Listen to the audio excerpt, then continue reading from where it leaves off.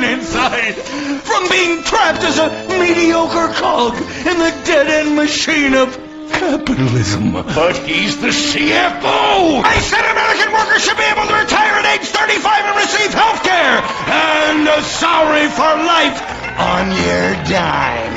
Otherwise, what's the point? That's impossible! That's not how economics work! Don't you understand? I'm extremely rich! I understand how economics work and what the working class needs. They want a six-pack of beer, an eager girl in their pickup truck, and a depressing folk tune playing on the radio. This here's a free country, boy! Free, but with thousands of rules and regulations to keep greedy corporations like you in line. If you don't like it, move to China. But because of the free trade agreement, that's where we'll have to move the company if we don't want to go out of business. We just want a sensible discussion of the issue. Oh, you're nothing short of a disgrace. If peaceful protest won't change your mind, we're going to have to solve this the old-fashioned way. With mind-bending, liberal, impotent rage!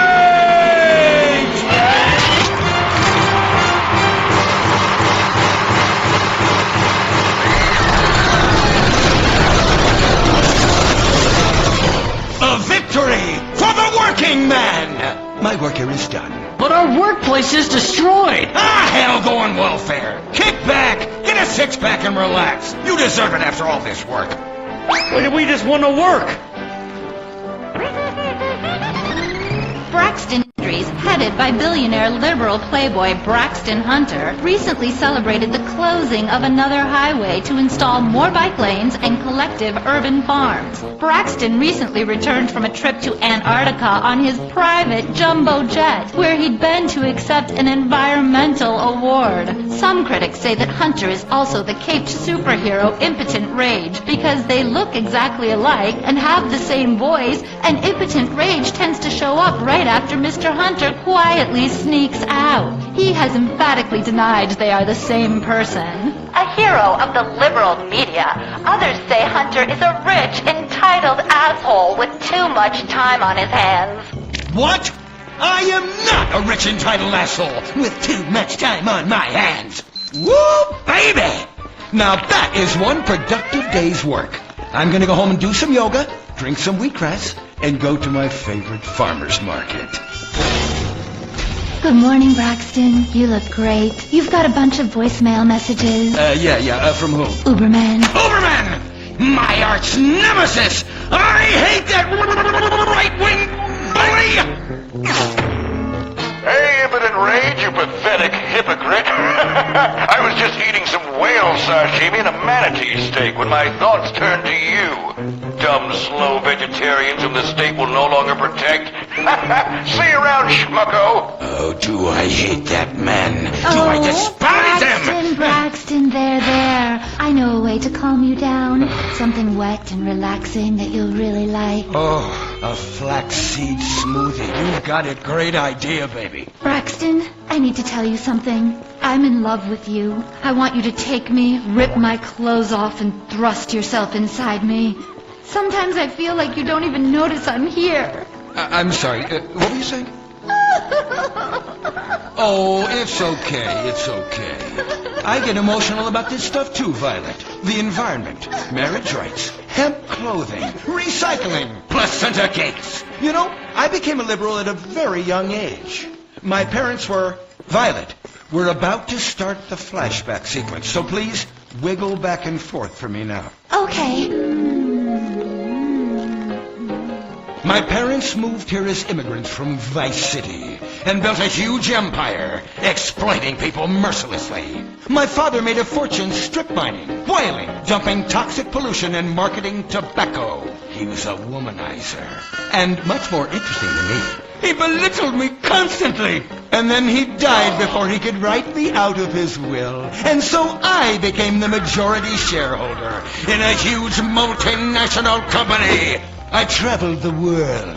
I joined lots of NGOs and did what any other impossibly rich, especially confused rich kid does. Became a superhero. Through the art of self-meditation, yoga, and a freak green energy accident, which gave me unnatural godlike powers, I became impotent rage. Wait, what's that? What is it? It's my echo sense going off. That man isn't recycling. Hey, Neanderthal! Do you know what century it is? Recycle that soda can, or I'll come down there and teach you a lesson you won't forget in a hurry.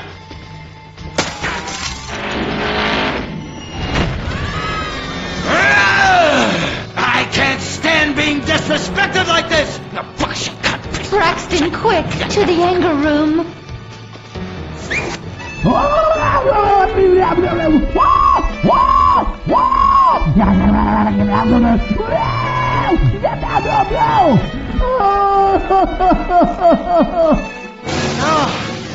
wow. Oh, my God. All this relentless, self-righteous pasturing. It's exhausting. It's exhausting. What is it? High-tech device of the future I personally invented, even though I am otherwise entirely incompetent? Impotent rage, there's some trouble down by the river. Fascism never sleeps. Violet! I'm over here. Of course you are. Why are you wearing that ridiculous outfit? I thought superheroes run around in their underwear, so should their assistants. I thought you would like it. Violet, it's that kind of hypersexualized clothing that exploits and demeans women. Fuck me. Fuck me! Time for impotent rage! Where is it? Here. For the record, this is an organic, entirely fair trade cotton one-piece that is dyed in berry juice, harvested by a lesbian commune. And it's every bit as effective at fighting crime as the synthetic fibers made popular by some of my rivals. Quick, to the suit-up montage! Braxton? What's this? That's the cost to animate your overly elaborate and lengthy suit-up montage. Got it. Okay, skip the montage. Let's go straight to impotent rage! Impotent rage!